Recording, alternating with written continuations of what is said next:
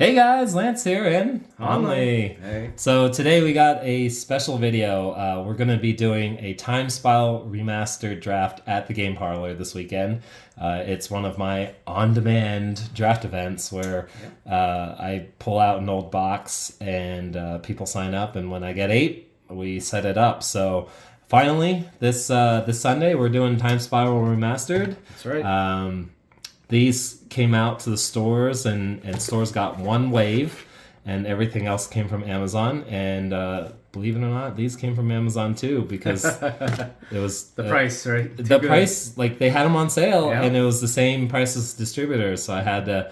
This was the only way I could get a restock. So I loaded up on these, and honestly, I think it's kind of cool because you can have like more mythics, but at the same time, you could have less mythics. That's true. So what we'll do is Lance and I we have a few we have a few of these to open, and what we'll do is we'll go through, because it's a draft, and each pack that we open, we'll spend a little bit of time talk about what would be my first picks and a little bit of why, and then provide maybe some draft tips for anybody who watches video before it goes live, before we draft on Sunday. Give you a few. It's interesting. This is a very interesting set that we're playing. Very much an old school sort of set, as you can see on the box here. It says that it's a Time Spiral block, it's Time Spiral Planar Chaos and Future Sight. So as we open this product, we'll have a little bit of time, and it's Magic philosophy was very different back in the day. So nowadays it's the two color formats are they're very, I would say, signposted. Gold cards are very important. Man, this packaging. You gotta open it from the bottom. Yeah, it's like open it from the bottom. It's the only way to do it. and so back in the day, Matt, and you'll see this with Time Spiral Remastered. The colors, the individual colors, were much more important. So instead of people looking for the specific color combination in the cards that they would pick, now it's much more sort of the traditional classic, sort of bread. Color archetyping. Lance, you know what bread stands for? No. So bread is this old, sort of more, older way of thinking about drafting, which is the order in which you pick cards. So bombs is the B. Okay. Removal is R. Yeah. E is evasion, flying, in this case shadows, those sort of things. Okay. A is aggro, so aggressive cards, lower drops, those sort of things, and D is draw. And that's sort of the order, bread. Bombs first, removal, those sort of things. So you're saying this is no longer as true? So I think now it's much more of a synergy sort of thing. I think a lot of times, especially with some of the rares that are less sort of good, sort of mediocre sort of things, a lot of times the uncommons that are the gold uncommons that sort of push you into a specific archetype, and we see this in a lot of the more modern Streets sort of of thing. Capenna, Streets of New Capenna too, but even with things like Brothers War and Kamigawa and stuff like that, imagine some of the gold uncommons being very relevant, like blue black ninjas, those sort of things. Those uncommon gold cards were much more synergistic, and a lot of times you drafted more for synergy. Now more specifically like hard power. Now in sort of this older sort of time of looking at it, and we're gonna open the first pack, Lance, if you would like. I can't wait. Yeah. I'm like, he's talking. I want to open packs. Yeah, let's open the packs and we'll talk about it. And so now each of the colors, they fight for the same thing. So you see a lot of the removal fights for in the colors. So let's go through these sort of things. Let's stream. This is our comment. Hold on. I think I'm going to have to zoom in a little. There we go. Alrighty. So let's go through this pack. You can sort of just go through it. This is fine. Little red commons. If we just go for it. All right. So already I'm seeing a few decent cards, but of course these are just the commons. See, I'm such a noob. I'd be like, I'm making a sliver deck. Like, first sign of a sliver, I'm like, this is the archetype. I'm forcing it. Yeah. So these are our commons. I definitely see some good potential, picks. Oh, hold on. I even got to turn on the lights here. There we go. Oh, there's the lights. All right. Hold on. I gotta. I forgot. All right. It's not like you've been doing this for a while or anything. I know. It's we've been busy moving stuff. So. Yeah. Okay. This uncommon. Oh, Swarm I think that's a shitty rare. Yeah, it's not great. Not a great rare. Well, okay. And then what's our? Okay, Source is Spyglass. All right, that's not particularly great for our retro And then I think, we got a foil. Piracy Charm. All right. So, based on the bread provincial, obviously from this pack, there's a few cards that I like, and surprise, surprise, none of them are rare. So neither rare nor the retro card are particularly good. I actually don't think any of the uncommons are necessarily that great either. Okay. So let's move back to the common slot. So in the common slot, there's a few cards that I like in this pack. You want to hold the whole... Here, you talk and discuss. So actually, Sporloth Ancient is a good green common that I like.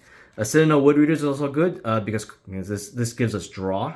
So the kicker gives it draw. So those are two cards that I would be considering. And then Grave Scrabbler is okay. Black plays some madness and those sort of things. And there, you can get some madness synergies in play. But I think there's a few ways you can go with this, right? So these are clearly the three best cards in my opinion in this pack. I would say Sporloth Ancient is probably the strongest card, but also you have to take into consideration that out of the three cards that we're considering, two of them are green and one of them are black. If I take the Sporloth Ancient, it is a possibility that the person that I pass this pack to my left, is probably going to could take the Citadel Woodreaders. They're going to think that green is open, so any cards I pass in the next couple of picks, they might also take green.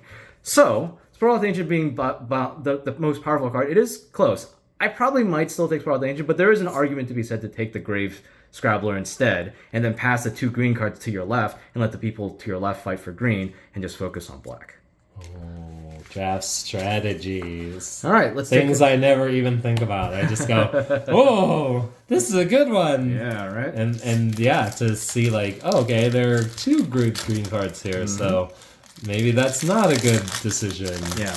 So one of the reasons why Sporloth Ancient is good. Slivers. Yeah, slivers. I'd been like, okay, more taking slivers. this one. So funny thing you mentioned that, Lance. Slivers, there's actually, we'll see if we see this, there's actually a specific sliver card that's very good in green that is a staple of green. Probably the top pick of green is the Gemhide Sliver. But we'll see if we have it. I always thought this was a good card. The thing is that it's decent, I think, in blue-red specifically, but the echo cost is kind of high, and it's not a great body on cost. So it's just a 2/2. For me, it's like a bounce their creature spell, so I always thought that was pretty good. It's okay. Ooh, that card is quite good. And we'll see why real soon. Oh, because of all the rebels? Yes. This was way more relevant when Planar Chaos was like, you got 2 packs of Planar Chaos and 1 pack of Time Spiral. Because I remember playing these. Amory Scud is quite, also excellent card. Just because it's Shadow. Because it has Shadow and it loots. Yeah. Ekker's like, oh, look, I have 3 excellent cards. Yeah. The reason why Sporloth Ancient is good in the last pack is because most of the removal, Rift Bolt, Icar Slick, hits toughness for 3. So any creatures that we have toughness greater than 3, and Sporloth Ancient is a 4/4, is automatically going to be better. Yeah. So you'll see that with a lot of the picks that we have. But oh man, this was a sliver heavy pack here. It's an interesting pack, but slivers are okay. All right, here's the rare. What's the rare? The rare is Glittering Wish. Basically unplayable once again. There are not very many good multicolor cards that we have access to. All right, here we go. Evolutionary Leaf. It's that's also not very good. All right, but as we saw, there's multiple good common cards. So if we look at the common cards, if we go by the bread principle, obviously no major bombs, but we identified that Icar Slick, Looter, Ilkor, and Amory Scud are the 3 best cards, and they're all in different colors, so this is sort of dealer's choice. One of the reasons why Amory Scud is so good is because it finds Bound in Silence, which is a tribal rebel sort of sorcery, and the ability to find Bound in Silence at instant speed out of your deck is quite good. All 3 of these would be excellent first picks. I would be happy taking any of these. One of the cool things about Icar Slick is that you can... if you cycle it, you can also cast it for its madness cost. So you can do an instant speed Icar Slick for 6 that gives something -3/-3 and allows you to draw a card.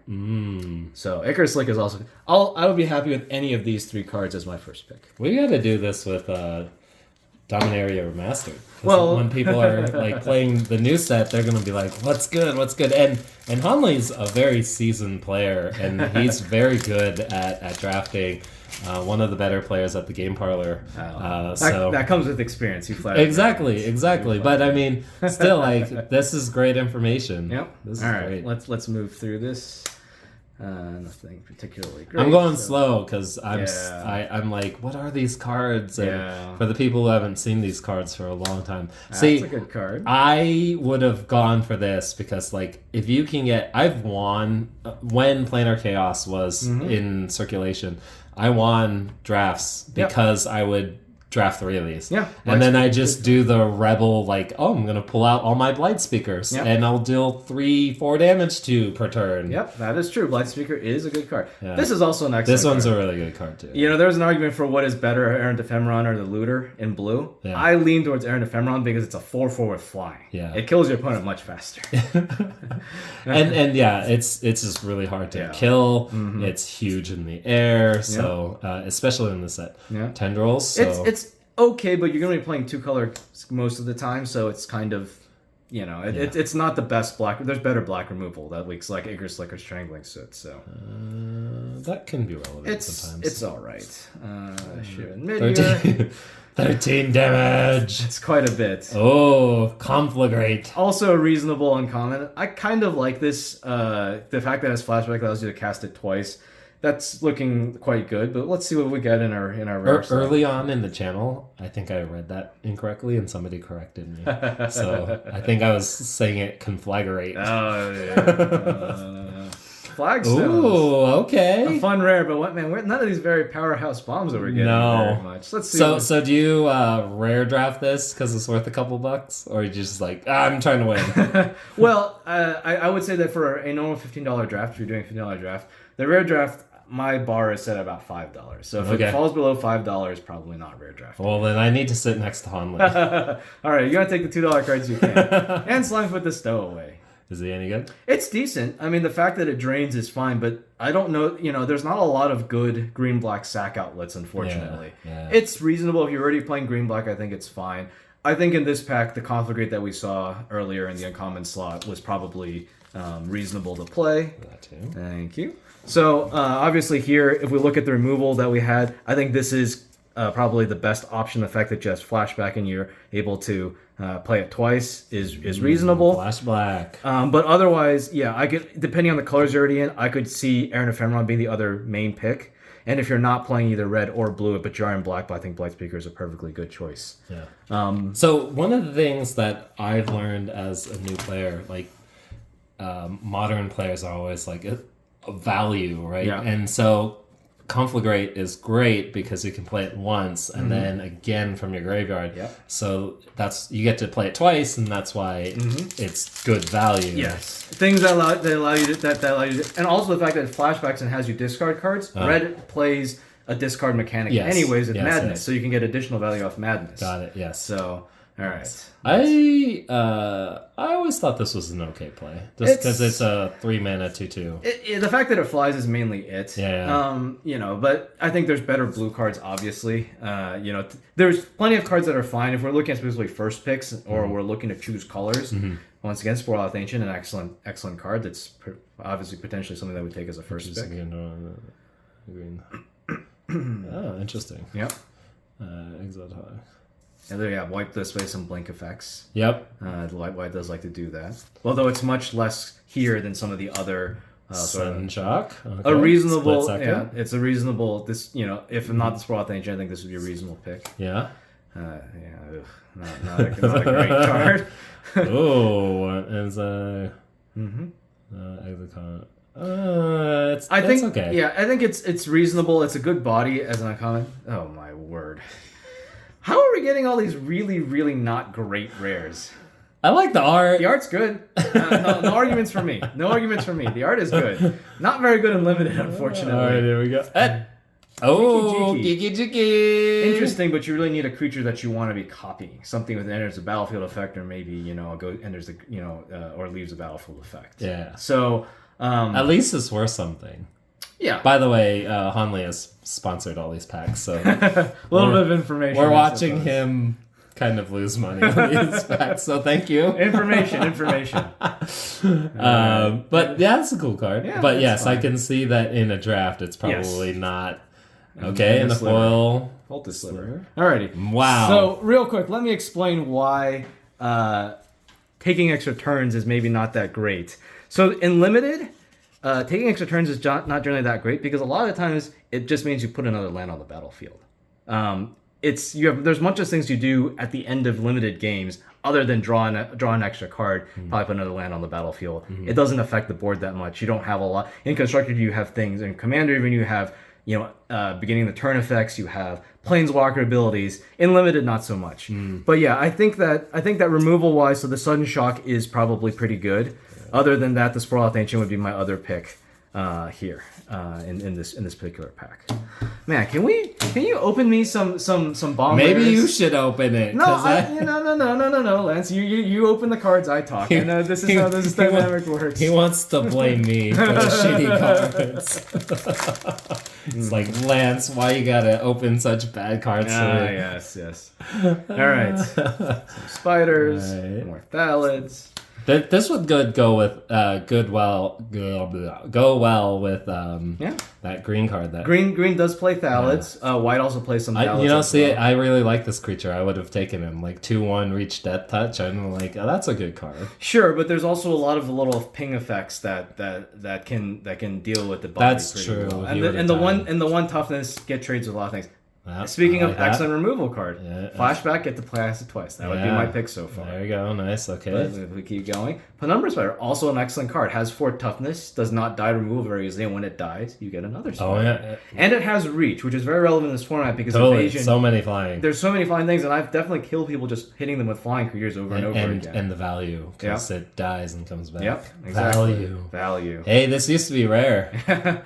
Oh, how the times have changed. I like this card. So this card is good. It's less good if your opponent is also playing white because it also buffs their white creatures. Oh, I didn't think about that. So, it's a reasonable pick, but you also have to be playing white pretty heavily at that point. Isn't this pretty good too? It's okay. It's a 5-mana 4/4. And it gets bigger. Yeah, but it also gets smaller. So it also can get smaller. If they attack, I block, tap it, and then I pump it. Right? Yeah, but you can also remove counters to ping things. I think it's removal. It's fine, right? But it also does not have evasion, right? So that is one of the things. And it's an artifact. Coalition Relic. A reasonable card, but unfortunately, unless you're playing like a 5-color sort of format, which is possible. I'm not saying that's not possible. Not a power rare.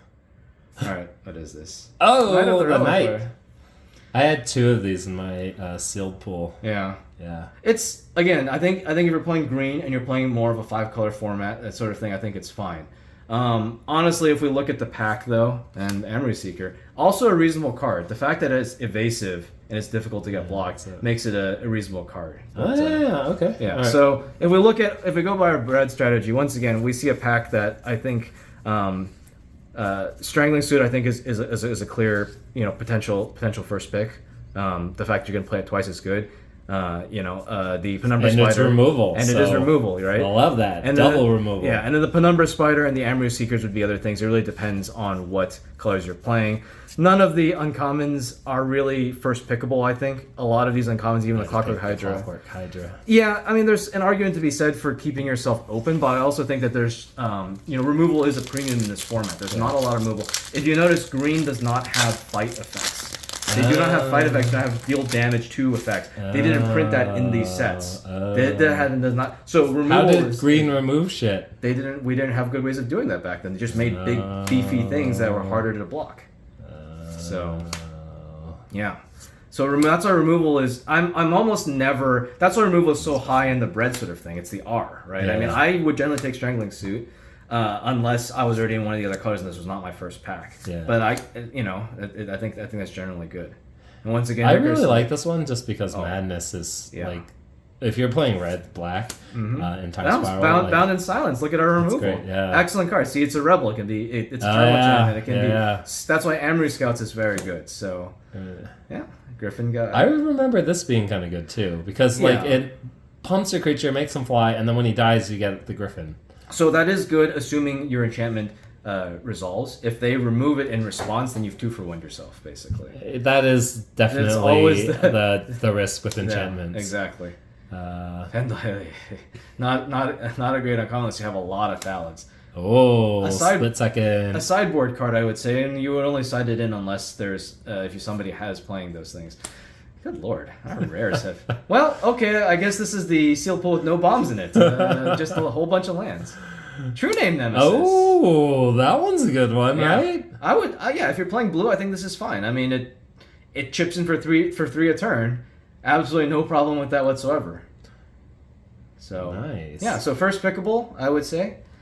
Yeah, that looks nice. Well, okay. All right. There we go. So, yeah, bomb-wise, the fact that we have a True Name Nemesis, definitely a consideration. Other than that, we went through a few of the things. Removal is always good. Ichor Slick, Bound in Silence, always good cards depending on what there is. There's an argument if you're already in blue for Fathom Seer because fulfills a D, which is a draw. Mm-hmm. And then other than that, yeah. But this is a decent pack. There's a lot here depending on what color you're interested in. I probably would take the True Name. True Name is difficult to deal with. Your opponent can't do it, and it clocks them for 3 a turn. What does it do? It's so choose a player.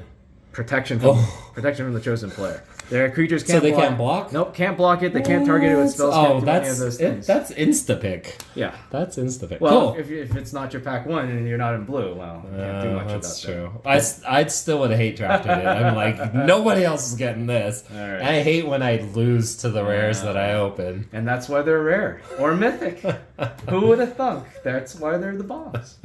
All right, so that concludes the 2 packs that we've got here tonight. We've got another 2 coming up, so make sure to check out that video coming up. I appreciate you guys spending the time. Hope to see you at the Game Parlor. Definitely check out TCG Fix for boxes. If you're in the Bay Area, sign up for an on-demand draft. Like, I don't see a point in holding onto these boxes other than to like relive them and play them. So I think it's a really awesome event. So hopefully I'll see you there. Yeah. And hopefully you'll see Hawnley there too. Maybe he'll beat you. Or maybe you'll beat me because of all the information I've given you. That's true. So, all right. Well, we'll see you guys next time. Thanks. See you later.